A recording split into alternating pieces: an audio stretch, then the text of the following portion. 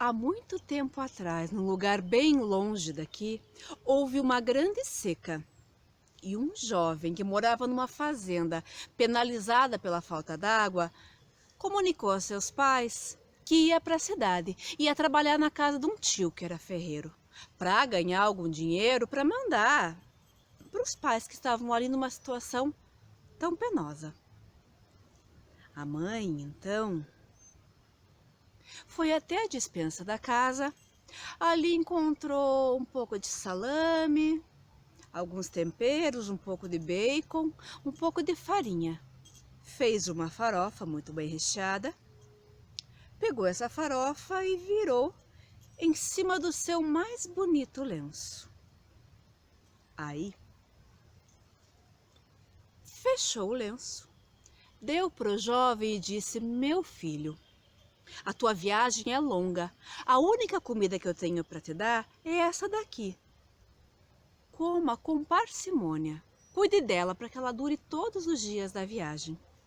O jovem entendeu, pegou aquela trouxinha, aquele farnel, pôs embaixo do braço e se largou na estrada. No final do primeiro dia, parou à beira do que antigamente era um rio muito largo, muito caudaloso, onde ele viu apenas um fiozinho d'água e algumas poças. E numa dessas poças, algo lhe chamou a atenção. Um peixe lindo, dourado, que se debatia. Num primeiro momento, o jovem até pensou em pegar o peixe para si, mas ficou com dó do bichinho. Pegou um pouco da sua farofa, jogou ali na poça, o peixe comeu. Aí o rapaz pegou o peixe, pôs naquele fio d'água e o peixe rapidamente subiu, rio acima. Na manhã seguinte, o jovem continuou a sua viagem e quando parou para comer mais um pouco, comeu o resto da farofa, ele viu que algumas formiguinhas alvoroçadas pegavam aqueles farelinhos e levavam embora. Ele seguiu aquele carreiro de formiga e encontrou o ninho. E ali ele balançou o resto do lenço, guardou o lenço no seu bolso e foi-se embora. Chegou à beira da cidade, encontrou num lamaçal um cavalo imenso se debatendo. Tentou pegar uma corda, chamar alguém para ajudar a tirar o bicho dali. Como não conseguiu nada nem ninguém, pegou o seu lenço, amarrou no pescoço do cavalo e o puxou com toda a sua força. O cavalo foi embora na mesma hora, com o lenço amarrado ao pescoço. O jovem, então, entrou numa cidade, a cidade onde morava seu tio. E já assim, na primeira praça, ele encontrou uma imensa fila com vários rapazes, um atrás do outro, todos com a mesma idade dele. Ele pensou consigo: bom, uma fila assim só deve ser ou para trabalho, para emprego, ou para se alistar no exército. Para mim, qualquer um basta. Ele entrou na fila, os outros jovens o olhavam de cima embaixo. Ele estava sujo, lameado, roupas surradas, e os outros rapazes não, muito bem vestidos. Ele seguiu a fila. No final dela havia um senhor, sentado com uma caneta e um papel na mão. O senhor perguntou o nome do rapaz, anotou no papel e disse para ele assim: meu jovem, sábado, bem cedinho, esteja aqui na praça. O jovem entendeu, foi para a casa do tio, começou a trabalhar ali, ajudar a tia com o fogo, com a água, ajudar o tio nos afazeres, aprender até o ofício. No sábado pela manhã, já com banho tomado, ele foi até a praça. Chegando ali, ele viu uma tenda. Dentro da tenda, alguém que só podia ser o rei do local. E do lado do rei, a mais bela jovem, que só podia ser a princesa. Pouco tempo depois, pela fala do rei, o jovem descobriu que ele havia se inscrito a um torneio. Um torneio onde se escolheria o futuro marido da princesa. O jovem ficou animado, mas decepcionado. Quem era ele para se casar com tão bela dama, tão nobre dama? Mas ficou ali. Ouviu da boca do rei que quem desistisse da competição provavelmente seria um homem morto. E ouviu também as regras do jogo. O rei falou que há muito tempo atrás a princesa havia perdido no lago, nos fundos do castelo, um anel que era de família, com uma pedra preciosíssima. O rei falou então que, como havia seca, o lago havia baixado, e a prova dos pretendentes consistia em encontrar esse anel. O nosso jovem, então, foi até a beira do lago, não tentando procurar a joia, mas fazendo de conta que ia procurá-la. Sentou assim na beira de um barranco e esperou. Não podia desistir. Viu algo que vinha assim em sua direção, nadando, era um peixe dourado. Ele pensou consigo, nossa, esse peixe é muito parecido com... Foi nessa hora que o peixe abriu a boca. E o que estava lá dentro? Estava o anel da princesa. O jovem, claro, pegou o anel e correu até o rei. Quando o rei pegou o anel, se decepcionou. Era realmente o anel que a princesa havia perdido quando criança, mas aquele jovem não podia ser o futuro rei. Não podia ser o marido da princesa, a filha única sua. Então o rei, mais que depressa, inventou uma segunda prova. Levou o rapaz até um galpão, um paiol, onde havia semente de trigo misturado à semente de cevada. E falou assim para o rapaz, olha, meu jovem, tem mais uma prova. Até amanhã pela manhã você vai ter que separar de um lado os grãos de trigo e de outro os grãos da cevada. Se você fizer isso, amanhã de manhã você garantiu o seu casamento. Se não conseguir, tudo bem, você vai embora, a vida continua. Pois então, o jovem no começo até fez de conta que separava os grãos.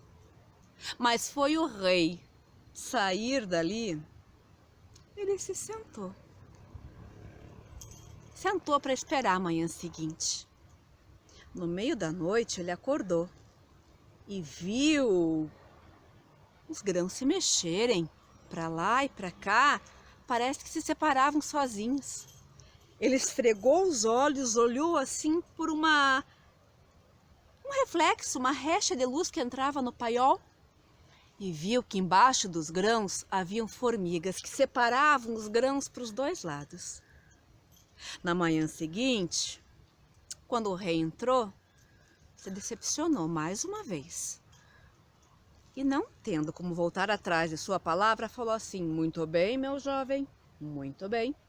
Pois seu casamento, então, será no próximo sábado. Você deve ir até o castelo vestido feito um príncipe e sobre um belo cavalo, um belo garanhão, muito bem paramentado com arreios de ouro. O jovem escutou aquilo. Não sabia se feliz ou triste, foi até a casa dos tios e falou a novidade. O tio imediatamente falou que ele tinha um cavalo que puxava sua carroça. Ele, como bom ferreiro que era, ia fazer os mais belos arreios dourados. Já a tia, que sabia costurar um pouquinho, foi falando que faria para o rapaz a mais bela roupa, digna de um príncipe. E os três, então, trabalharam por uma semana a fio. No sábado seguinte, pela manhã, o jovem, mesmo olhando o esforço do tio e da tia, falou: muito obrigada, muito obrigada, muito obrigado, meu tio, minha tia, mas Eu não posso chegar no castelo com essa roupa, tia. Você fez tão caprichosamente, mas faltaram os tecidos. E você, meu tio? A você faltou o ouro. Seus arreios são belos, mas o cavalo que você tem é um pangaré. Não chega perto do cavalo de um príncipe. O jovem então pegou sua trouxinha e decidiu voltar para sua casa, para a fazenda. Ia fugir. Só que quando ele pôs o pé para fora da porta, lá estava um belo cavalo. Ele pôde reconhecer o lenço que o cavalo carregava. Era o lenço de sua mãe, agora limpo. E esse belo cavalo, um cavalo negro imenso, estava assim, com arreios de ouro, e sobre esse cavalo havia a mais bela roupa, digna do mais nobre príncipe. O nosso rapaz, então, vestiu a roupa, montou sobre o castelo. Chegando lá, encontrou a princesa, que já o esperava, vestida em trajes brancos. Os dois se casaram e sim, foram felizes para sempre. Vitória, Vitória, acabou mais uma história. E essa história não é uma qualquer, é uma que minha avó contava, Margarida Zeni. Contava lá nos idos de 1920, 1930, que foi quando meu pai nasceu. Meu pai, um dia, contou essa história a meu irmão mais velho, ainda criança.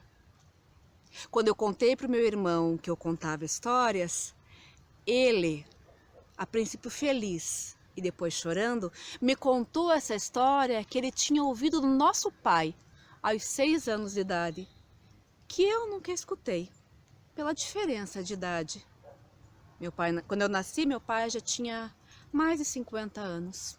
E talvez não tivesse mais ânimo para contar essa história. Eu trouxe ela para vocês para mostrar um pouco o que a gente faz na casa do contador de histórias. A gente cuida, a gente guarda das histórias as histórias dos nossos ancestrais. E essa história, hoje eu conto para o meu filho, que um dia eu sei que vai contar para os filhos dele. E ele vai perpetuar essa história que a bisa Margarida contava e a história também da toda a humanidade. Porque se a gente for ver nessa história, ela não é uma história qualquer. Apesar de ter sido contado por a minha avó, filha de imigrantes italianos, que não sabia ler nem escrever, é uma história muito antiga, que tem o pé na mitologia grega, na mitologia clássica. E de boca em boca, ela foi passando, se transformando e chegou, hoje, aos nossos ouvidos.